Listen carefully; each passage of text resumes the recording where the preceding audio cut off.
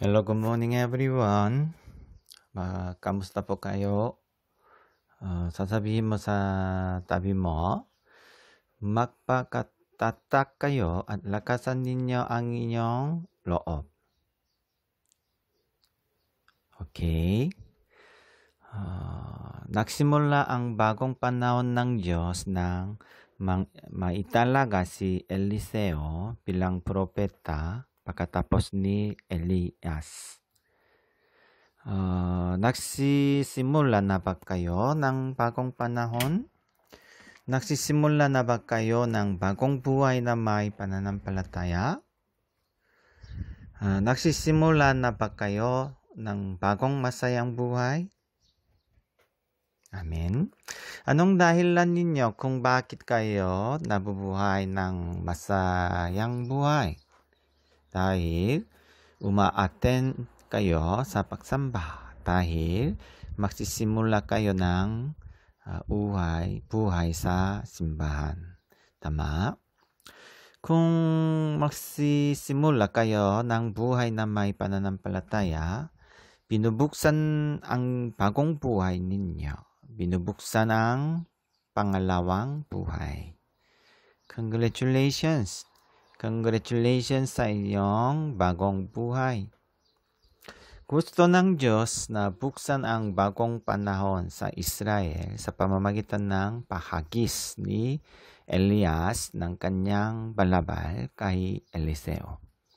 Nagsimula ang bagong panahon nang inihagis ni Elias ang kanyang balabal, ang kanyang kapangyarihan, ang kanyang posisyon kay Eliseo. Nagsisimula rin ang Diyos sa ating church na buksan ang bagong panahon sa pamamagitan ng paghagis ng Diyos ng balabal ng banal na Espiritu sa atin. Ang banal na Espiritu, ang ating mang-aaliw, ang ating pagtulong, ang ating abogado ay nagpabago sa atin. Amen.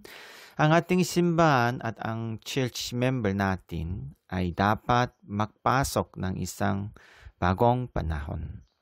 Hindi natin mabubuksan ang isang bagong panahon na may mga lumang gawi at mga lumang kaisipan. Dapat tayong magkaroon ng bago at matibay na pananampalataya. Sumasang-ayon ba kayo? Ang mga pagpabago sa ating buhay ay mabagal. Minsan, maaari itong maging mahirap. Ngunit, kung patuloy tayong nakahanda upang magbago at kung magpapatuloy tayong magtiis sa paghihintay sa Diyos at kung magpabago tayo sa ating buhay patungo sa tamang landas, tiyang na magpabago ang ating buhay. Mula sa buhay ng kahirapan hanggang sa buhay ng kayamanan, ang iyong buhay ay magpabago. Ang mga sugat ng puso ay gagaling at mabubuhay sa buhay ng biyaya ng Panginoon. Ang buhay ng iyong anak ay magpapago at mas mabubuhay kaysa sa iyo. Ang lahat ng ito ay ang ating pangarap. Ito ang dahilan kung bakit nagsimula ang buhay ng ating pananampalataya. Malinaw na pabaguhin ng Diyos ang ating buhay. Nagsimula ang isang bagong panahon. Sa makatuwid, huwag kang mahuhuli sa daloy ng bagong makamundong panahon na ito at umaasa na susundin at mabubuhay sa panahon ng awa ng Diyos. Binibigay ng Diyos ang misyon sa atin. Ano ang misyon na binigay ng Diyos sa atin? Ang ating misyon ay ipangaral ang ebanghelyo sa mundo. Dapat gawin ninyong alagad ni Jesus ang mga tao sa lahat ng mga bansa. Bautismuhan ninyo sila sa pangalan ng Ama at ng Anak at ng Espiritu Santo. Mateo chapter 28 verse 18. Amen. Ang iyong mission ay ipangaral sa mga tao sa San Vicente at sa buong mundo at gawin silang mga alagad ni Jesus. Paano natin maisagawa ang mission na ito? Kapag binigyan tayo ng Diyos ng mission, binigyan din tayo ng Diyos ng kakayahang gawin ito. Nais kong gawin ninyo ang mission na ito ng maayos. Tinawag ni Moses ang kanyang kaharili na si Joshua sa diserto at binigay niya ang kanyang mission kay Joshua. Ano ang kanyang mission? Ang kanyang mission ay ang manguna sa Israel sa Kanaan. Ang kanyang mission ay maging leader ng Israel. Ang kanyang mission ay sundin ng Israel ang salita ng Diyos.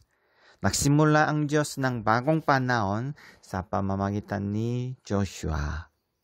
Anyway, sa oras na iyon, gusto ni Moises na bibigay ang kanyang mission kay Joshua. At sinabi ni Moises kay Joshua, sa oras na iyon, pakinggan mabuti kung ano ang sinabi ni Moises kay Joshua. Chapter 6 verse 6, magpakatatak kayo at lakasan ninyo ang inyong loob. Huwag kayong matakot sa kanila, sapagkat sasamahan kayo ni Yahweh na inyong Diyos. Hindi niya kayo iiwan ni pababayaan man. Amen. Magpakatatak ka at lakasan ang inyong loob. Huwag kang matakot sa mga Kanaanita. Sasamahan ka ng Diyos. Hindi ka iiwan ng Diyos. Ito ang mga sinabi ni Moises kay Joshua. Ito rin ay ang ipinangako ng Diyos kay Joshua. Sa panahon ni Elias, gusto ng Diyos buksan ang bagong panahon sa pamamagitan ni Eliseo.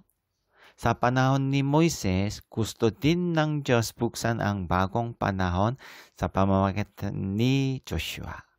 Sa panahon ni Jesus, gusto din ng Diyos buksan ang bagong panahon sa pamamagitan ng mga alagad. Naintindihan mo ba? Sa panahon na iyon, gusto din ng Diyos buksan ang bagong panahon sa pamamagitan ng mananampalataya. Nang buksan ng Diyos ang bagong panahon, binigyan ng Diyos ang kanyang salita o ang kanyang pangako sa kanyang mga tao. Binigay ni Jesus ang kanyang pangako sa mga alagad niya. Mateo chapter 28 verse 20, turuan ninyo silang sumunod sa lahat ng iniutos ko sa inyo. Tandaan ninyo, ako'y laging kasama ninyo hanggang sa katapusan ng panahon. Binigay ni Elias ang kanyang balabal kay Eliseo. Binigay ni Moises ang kanyang payo at mga salita ng pagpapala kay Joshua. Binibigay din ng Diyos ang kanyang salita sa atin. Magpakatatak tayo at lakasan natin ang ating loob. Huwag tayong matakot sa makamundong tao. Sasamahan tayo ng Diyos. Hindi tayo iiwan ng Diyos. Amen? Maaari namang bang gawin ang mission na ibinigay ng Diyos sa mga may maraming pera, may kapangyarihan, natututo ng marami, at may kapangyarihan? Tayo ay hindi mayaman. Hindi tayo makapangyarihan. Hindi tayo mga taong mayayaman. Kung gayon, hindi ba natin maayos ang mission ng Diyos? Hindi. Kahit na tayo ay mga mahihiram na tao, maaari nating gawin kung ano ang ibinigay sa atin ng Diyos. Kaya, huwag mag-atubiling gawin ang mission ng Diyos. Hindi ko magagawa ito dahil mahirap ako. Huwag kayong magsalita ng ganito. Everyone, sino ang maaaring mahalin ng Diyos? Ang mga mayayaman lang ba? Kahit sino ay maaaring ibigin ng Diyos. Kahit sino ay maaaring maglingkod at maglingkod sa kaharian ng Diyos. Kahit sino ay maaaring kumanap ng misyon ng Diyos ng maayos. Kung mayroon kang pananampalataya, maaari mong gawin ang misyon ng Diyos. Magpakatatak kayo at lakasan ninyo ang inyong loob. Huwag kayong matakot sa mga Kananita. Sasamahan kayo ng Diyos. Hindi kayo iwan ng Diyos. Tuparin natin ng matapat ang mission na ibinigay sa atin ng Diyos. Huwag matakot. Huwag tayong matakot sa kahirapan na pinagdadaanan natin. Ang biyaya ng Diyos na magpibigay sa atin ay mas strong kaysa sa kahirapan. Nagsasalita ang Diyos sa inyo. Kung nais mong maging isang matapan na lingkod, gagawin kitang mas mabubuhay kaysa sa nayon. Sinasabi ng Diyos sa atin lahat na, ako ay laging kasama mo hanggang sa katapusan ng mundo. Nahihirapan tayo dahil sa coronavirus na yon. Ngunit kahit na, kailangan nating tuparin ang ating mission. Ang ating mission ay ang pangangaral ng Ebanghelyo. Ang ating mission ay maging mga taong sumasamba sa Diyos. Huwag kalimutan na ang aming katayuan ay Kristiyano. Tayo ang mga taong nabubuhay na may pagkakakilanlan ng bayan ng Diyos. Ang Diyos ay kasama natin na may katayuang ito at nagbibigay sa atin ng biyaya upang palakasin tayo. Nais kong mabuhay kayo ng malakas at matibay na pananampalataya. Amen.